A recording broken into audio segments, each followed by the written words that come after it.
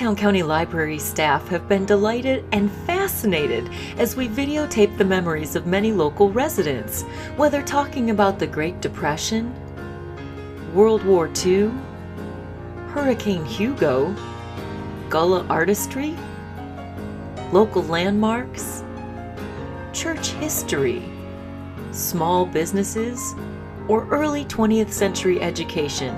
Everyone has a riveting story to tell.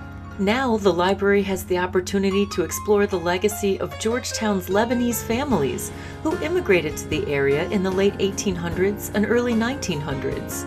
We first realized how rich these family ties and ties to the community were when we met John Kenny, who has written a book about the Rad family of Georgetown.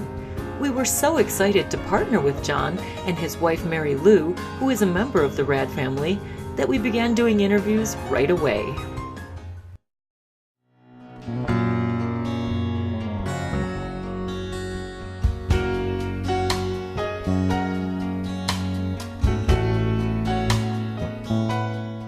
Lebanon was a small town, you know, and everybody came here to Georgetown from Lebanon. His aunt was visiting my mother, and she was talking. She said, "You met the American, you know," she said. That's the way she said. I said, "Yeah." She said, I said, "I think he's crazy." She said, she said, "Why you say that?" I said, I just met him, asked me to walk with him. I don't know what I said that. And she told me, "You gonna marry him." There were 4 brothers, and they all had several children. But what I remember mostly, even though there were 4 different families, it was like one family. Right. I mean, when we were children, we could go to any house and they treated us like we were their children. You know where the old rice plantation is in the town clock? Yes, sir. Well, there's an alley between that and the next store. Yes. And that was the Thomas Joseph's grocery store. Right. I was born over that store in that middle window, where that middle window is. Wow. And what year were you born? February the 1st, 1927.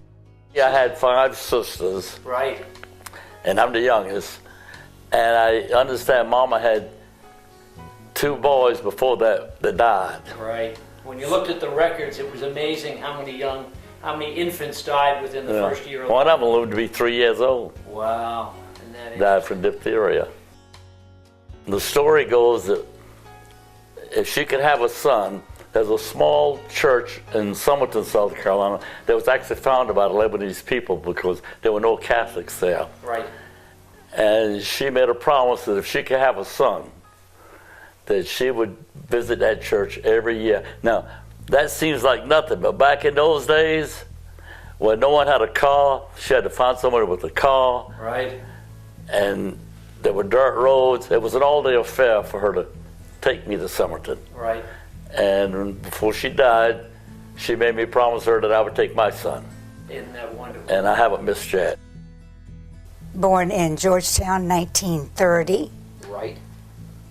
Above the cafe on Front Street, which was our home at that time. 2 o'clock came to close for lunch. After lunch.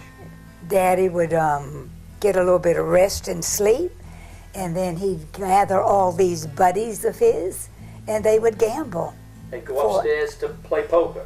Play poker. And they'd play potentially all through the night? All through the night. Daddy might get a few hours of sleep and open the cafe for business.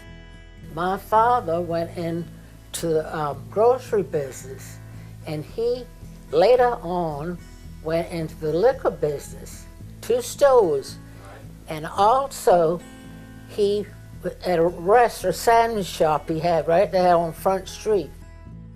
Every summer, now I don't know how many years this happened, but they would go to Lake City? Yeah, Lake City, when the tobacco season, when the auctioneers were there, and opened an all-night restaurant.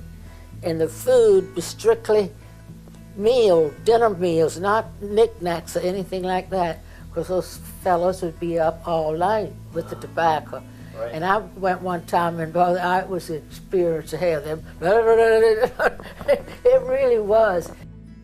I was living on they call it Butt Street. Right. It's where old Harvard School used to be. Okay. And that's where my father started out in a grocery store. Okay. He ended up buying that whole block. Wow. I mean, I don't know, but I know how, because he worked himself to death Sure. to feed his children and let us have a nice life. I was one of these depression babies. I born in 28, Right.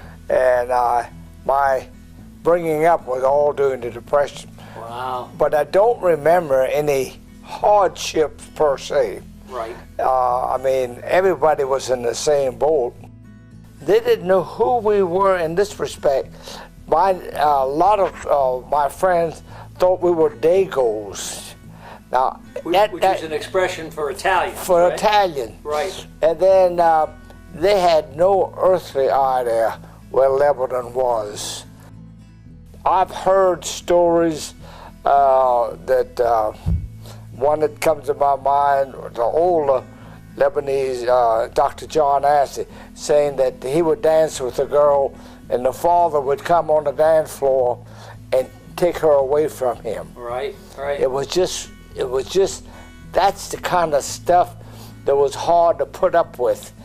The beautiful part of the Lebanese migration, and I'm sure you could trace this back, only the adventurous and the people who wanted life to be better for them came to America.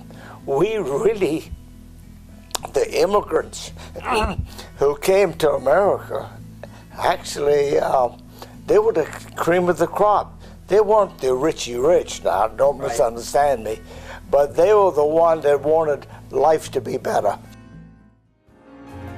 Library Director Dwight McInvale was so interested in this facet of local history that he has written a grant for a Lebanese Legacy Symposium to be held in late October of 2018.